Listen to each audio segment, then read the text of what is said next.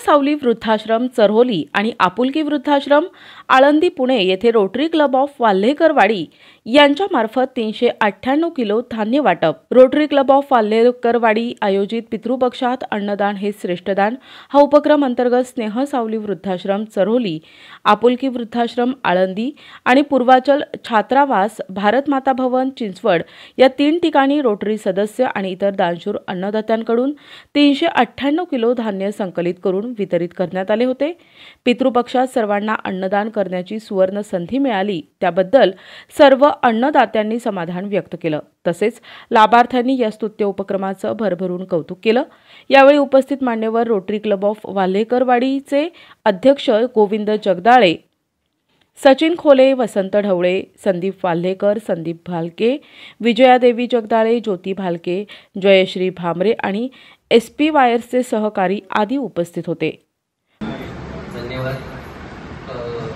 पितृपक्षातील अन्नदान हे श्रेष्ठदान सर हा टॅगलाईन लावून आम्ही 4 दिवसापूर्वी रोटरी क्लब ऑफ वाल्हेकरवाडीने प्रोजेक्ट सुरू केला आणि 4 दिवसामध्ये बऱ्यापैकी आम्ही धान्य गोळा केलं। आता sir rotary club of Walhekarwadi हा माझ्यासाठी फार जुना क्लब आहे।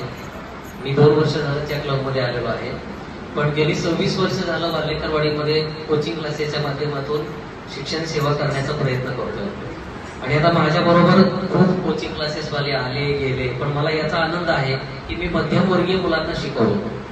बऱ्याच जणांच्या फी अजून पण बाकी आहे त्यांच्याकडे, पण ती मुलं आज भेटायला येतात। बऱ्यापैकी कोण डॉक्टर झाले, कोण इंजिनियर झाले, कोण परदेशात गेलाय। मी अजून गेलो नाही, पण माझा विद्यार्थी परदेशात गेला आणि पहिल्यापासून मला आठवतं की माझे वडील 4थी पास होते तरी गव्हर्नमेंट कॉन्ट्रॅक्टर होते, शेतकरी होते आणि शेतकरी असताना सुद्धा घरात नेहमी लोकांची रेलचेल असायची। वारकरी कोणी आला की जेवल्याशिवाय जायचं नाही हा नियम असायचा।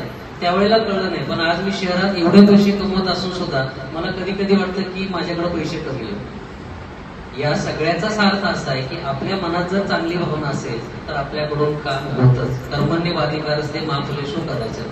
सर कर्म करत राहायचं विद्यार्थ्यासारखं। अभ्यास पूर्ण झाला ना पेपर आपला सोपा जाणार आहे, पण बऱ्याच वेळा आपल्या लोकांना हे कळत नाही आणि आपण म्हणतो की मी अभ्यास केलेला प्रश्नच आला नाही, पेपरच अवघड काढला, असं बिलकुल होत नाही। आणि पेपरच्या भाषेत बोलायचं झालं तर शालेय जीवनात सर अभ्यासक्रम ठरलेला आहे, त्याच्यावर आधारित पेपर आहे, पण आज आपण जीवनातली जी परीक्षा देतोय रोज वेगळे प्रश्न आहेत आपल्यासमोर। किती प्रश्न असे की ज्याचा आपण पूर्वतयारी सुद्धा केलेली नसते।